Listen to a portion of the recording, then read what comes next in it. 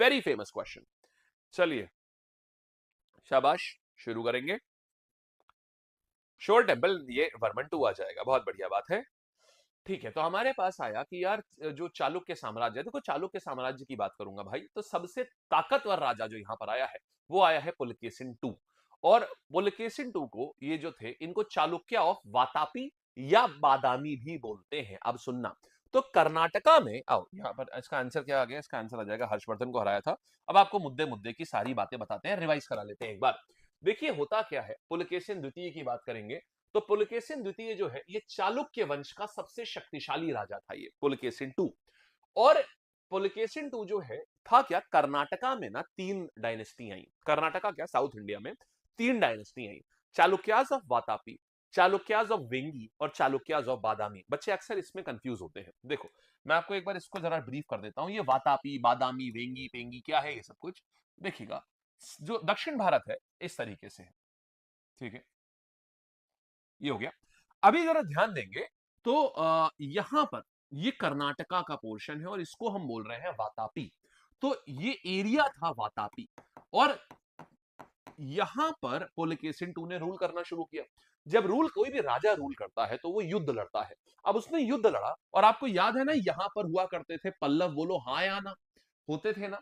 तो उसने क्या किया, पहले पुराने पल्लव पुराने ये आपके चालुक्य, यहां लिख देता हूं चालुक्य, चालुक्य ऐसे स्टोरी से याद रहोगे तो याद रहेगा, साउथ इंडियन हिस्ट्री को रटोगे तो नहीं याद होगा, ये मेरी गारंटी है ना याद होने की भी। इसीलिए कह रहा हूं स्टोरी से याद रखो तो याद रहेगा, बुरा मतलब जैसे एक मूवी हो वैसे याद रखो।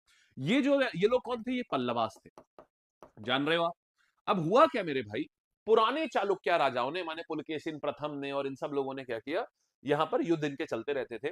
पुलकेशिन टू ने क्या किया, जो सबसे ताकतवर राजा था, उसने क्या किया, इस पल्लवास से इतना एरिया छीन लिया, इनको हरा दिया पल्लवास को, और इतना एरिया छीन लिया।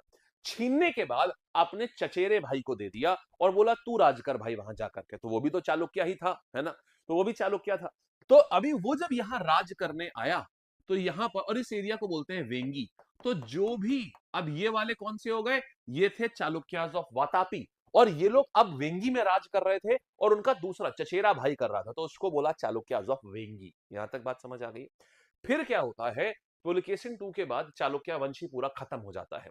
जब ये पूरा खत्म हो जाता है तो तकरीबन 300 साल बाद जो फिर से उठता है दोबारा से, और वो उठता है कहां पर, महाराष्ट्र में, इस जगह पर। तो यहां पर उसको बोलते हैं चालुक्याज ऑफ बादामी। तो जो 3 चालुक्य साम्राज्य आते हैं ना, वो समझो कैसे है। सबसे पहले 610 एडी के करीब, 610 एडी के करीब में क्या होता है, ये सिर्फ यहीं पर ही राजा होता है और कहीं चालुक्य होते ही नहीं है। फिर ये क्या करते हैं, ये अपने यहां पर पल्लवास को परास्त करते हैं और अपने चचेरे भाई को ये पूरा शासन सौंप देते हैं, और वो धीमे से वो अपने आप को अलग कर लेता है। जब वो अपने आप को अलग कर लेता है तो इसको हम क्या बोलते हैं, ये बन जाते हैं चालुक्य जो वेंगी। वो बोलते हैं अब हम तुमको नहीं जानते, तुम कौन। वो बोलता है भाई टैक्स, तो बोलता है कौन सा टैक्स, मेरा राज है ये। बोला अभी तुम्हारा कहाँ है, हमने दिया था। बोला हम नहीं जानते ये सब, हम हैं चालुक्य जो वेंगी और हम तुमसे अलग हैं। तो ये अलग हो लिए यहाँ पर। फिर क्या होता है, ये साम्राज्य पुलकेशिन टू के बाद ढह गया नीचे। ढह गया नीचे तो तकरीबन 200-300 साल बाद फिर यहां पर इनका कोई पुश्तों को पुश्ते वो एक और राजा बना, लेकिन वो इस वाले एरिया में नहीं आया। बोला अशुभ एरिया है, यहाँ पर सब हार जाते हैं। बोला मैं यहाँ आऊंगा। तो यहाँ पर चालुक्याज और बादामी आए। तो आपको समझ आ गया 3 प्रकार के जो चालुक्य हैं ये अलग अलग एरिया में, समझ गए, अलग अलग एरिया में। जैसे एसएससी का लैब कौन सा होता है, एसएससी लैब, रोजगार वाला जो आपके हिंदी मीडियम एग्जाम है उसके लिए अलग लैब है, रोजगार लैब, समझ आ रहा है। अभी रेलवे के लिए देखिए अलग चीज होगी, रेलवे लैब। तो ऐसे क्या है कि अलग अलग जगह पर जो लोग काम कर रहे हैं लैब ही, लेकिन अलग अलग स्थान पर फोकस्ड काम हो रहा है, तो इसीलिए वैसा फोकस नाम हो गया। तो बस यही कहानी हुई है, इन्होंने भी करी थी, ठीक है। चलिए फिर देखिएगा अब क्या होता है, इतनी समझ आ गया। अब देखो, क्योंकि यहां पल्लव ने वातापी को हराया था, कौन से वाले चालुक्य को हराया था, जो वातापी थे। अब समझ में आया कि क्यों पल्लव ने, नरसिंह वर्मन फर्स्ट ने वातापी कोंड का टाइटल क्यों लिया था, वातापी कोंड का टाइटल क्यों लिया था, समझ आ गया ना। वातापी कोंड क्यों बोलते थे, क्योंकि वातापी वाले चालुक्य को हराया था और उनके घर में घुस के हराया था। हाँ, इनकी कैपिटल को डिस्ट्रॉय कर दिया था घुस के। चलिए आगे बढ़े मेरे भाई। सर चालुक्य तो समझ आ गया मैप में, पर वातापी क्या है, Vatapi is a place. Camera है सो गया है, कहता है बहुत हो गया, अब मैं सोऊंगा, ठंड बहुत है, रुकिएगा। आइए भाई, चलिए आगे आ जाते हैं। यहां तक हमने देख लिया, तो वातापी इज अ प्लेस बालक, Vatapi is a place. Alright, आगे आते हैं। तो अब देखिएगा, तो ये था, यहां तक समझ आ गया। अब ये, अरे यार ये क्या है, ये तो बड़ी कहानी है। हाँ जी देखो और ह्यूनसांग किसके टाइम पर आया बच्चे? ह्यूनसांग आया हर्षवर्धन के समय पर, ह्यूनसांग आया है। चलिए बहुत बढ़िया बात है। फिर आईहोल अभिलेख की बात करता हूं, ये क्या है? देखिएगा, आईहोल इंस्क्रिप्शन क्या है। आईहोल इंस्क्रिप्शन में पुलकेशिन टू के सारे जितने भी उसके, जितनी भी चीजें उसने अचीव करी थी, ये सब बातें इसमें लिखी हुई हैं आईहोल अभिलेख में। मतलब ये जो युद्ध के बारे में हमें पता चलता है ना, कि हर्षवर्धन को परास्त किया था, तो उसको ये कैसे पता चलता है? आईहोल इंस्क्रिप्शन से पता चलता है। ये किसने लिखा था? उसी का कोर्ट पोएट था पुलकेशिन का ही, इसका नाम है रवि कीर्ति। तो रवि कीर्ति ने ये आईहोल अभिलेख लिखा था, ये भी बहुत पूछा जाता है। ठीक है, चलिए इतनी बात समझ आ गई है। ठीक है, चले आगे नेक्स्ट कहानी पर। फिर देखिएगा, अच्छा, और किसने मारा इस राजा को? पल्लव राजा ने, नरसिंह वर्मन वन ने मारा। अच्छा, लेकिन इसने भी तो कुछ ऐसा किया होगा ना कि इसको मारने के लिए वो लोग क्यों आए? क्यों आए ये लोग? एनीवन? और एक और चीज सुनना यार, यहां पर ना जो मैंने आपको ये लिखवाया है, एक ये बादामी, ये कल्याणी है। ये जो वेस्ट में, जो महाराष्ट्र में बना ना, ये कल्याणी है। ये चालुक्याज ऑफ कल्याणी। ये बाद वाले जो आए, उन्होंने कल्याणी नाम रखा। बादामी तो बाद में इसी का ही, इसी को ही, वातापी को ही बादामी बोलते हैं। ये कल्याणी है। ठीक, तो वातापी वेंगी कल्याणी, ये सबसे एंड में आया था, लगभग 1000 एडी में, तकरीबन, मतलब 900 से 1000 एडी के करीब में ये आता है। चलिए आगे आते हैं। यहाँ पर अब हम लोग ये देख लिया है, तो ह्यूनसांग किसके टाइम पे आए, ये भी देख लिया। अच्छा, कुछ तो करा होगा ना उसने पुलकेशिन टू ने, जो ऐसा जान से गए, क्योंकि हुआ क्या था, इनकी दुश्मनी चलती थी चालुक्य और पल्लवास की, मैंने आपको बताया। अब इन्होंने क्या किया, जा करके महेंद्र वर्मन वन को मार दिया। महेंद्र वर्मन वन कौन था? नरसिंह वर्मन वन का पापा। अब तुम किसी के पापा को मारोगे जा करके, तो बेटा क्या चुप बैठेगा? तो बेटे ने कसम खा ली कि ऐसी की तैसी कर दूंगा इस पुलकेशिन की। अब वो तो पापा को मार के आ गए, इनको लगा कि सब सही हो गया। बेटा उसी दिन उसने खून के घूंट पिए, बोला इसी पुलकेशिन को मारूंगा मैं। इसीलिए नरसिंह वर्मन वन बड़ा होकर के पुलकेशिन टू को मारता है। और ये इनकी खानदानी दुश्मनी चलती रहती है। जब पुलकेशिन टू का भी तो कोई बच्चा होगा, विग्रह राजा बोलते हैं, लेकिन वो आएगा नहीं, हालांकि वो एग्जाम में पूछता नहीं, इसलिए मैं और नीचे जा नहीं रहा हूं।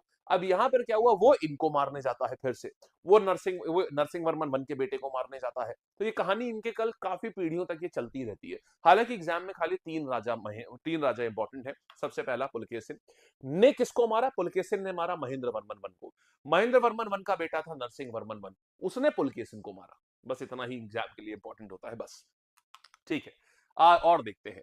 तो डेथ कैसे हो गई? नरसिंह वर्मन वन ने पुलकेशिन द्वितीय को मार डाला, बिल्कुल ठीक बात है।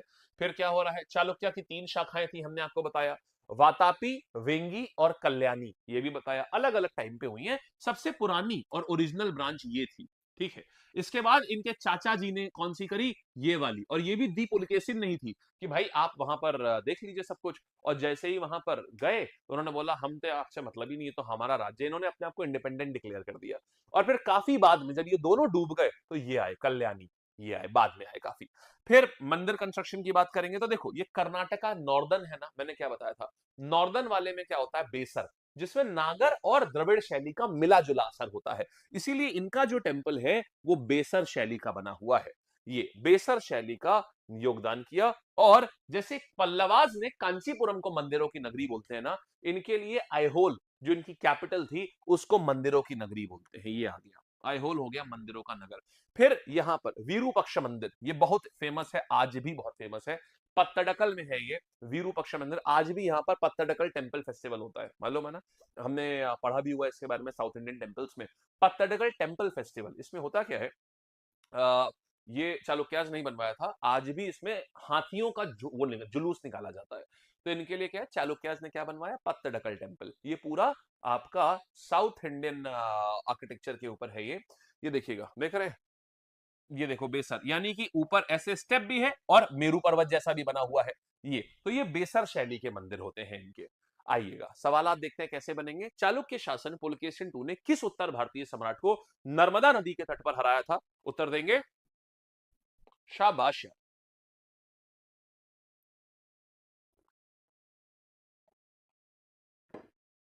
विरूपक्ष भी इन्होंने बनवाया, पत्तडकल भी इन्होंने चालुक्यास ने बनवाया। चालुक्यास वर इन कर्नाटका, ये कर्नाटका में थे। तो चालुक्य शासन पुलकेशिन II ने कैसे हराया? हर्षवर्धन को। मेरे भाई कब हराया? ये कब नहीं, कौन सी नदी के किनारे हराया? नर्मदा। और यहीं से नर्मदा फिक्स कर दी थी कि भाई तुम नीचे नहीं आ सकते हो, तुम नर्मदा के ऊपर ही टंगे रहोगे। फिर आगे आते हैं मेरे भाई, आईहोल अभिलेख का संबंध किस शासक से है? तो आईहोल किसने लिखवाया था? क्विक, आईहोल लिखवाया था रवि कीर्ति आ जाएंगे यहां पर, और पुलकेशिन II ने अपने रवि कीर्ति से लिखवाया था। ठीक बात है, चलिए आगे बढ़ते हैं। तो आईहोल आ गया, पुलकेशिन II ने भरवाया था। फिर देखो, फिर क्या करेंगे? रवि कीर्ति किस चालुक्य शासक का दरबारी कवि थे? किस चालुक्य शासक के दरबारी कवि थे? Very good. मुझे खुशी है कि आपको ना साउथ इंडियन हिस्ट्री में कम से कम ये सब चीजें ना आप लोग आंसर कर पा रहे हो, इस बात की खुशी है। हाँ जी, खुश रमन भाई। बैचेस के बारे में अंत में हम बता देंगे, अभी आप पढ़ लीजिए। ठीक, बिल्कुल एंड में एकदम बता देंगे, निश्चिंत रहिए, सब बता देंगे, आप निश्चिंत रहिए एंड में, लेकिन अभी पढ़ लो। ठीक, चलो, रवि कीर्ति किस चालुक्य शासक के दरबारी कवि थे? मेरे भाई यहां आ जाएगा, पुलकेशिन II के दरबारी कवि थे। और आगे आते हैं, बादामी किस वंश की राजधानी थी? बादामी किस वंश की राजधानी थी? हाँ जी,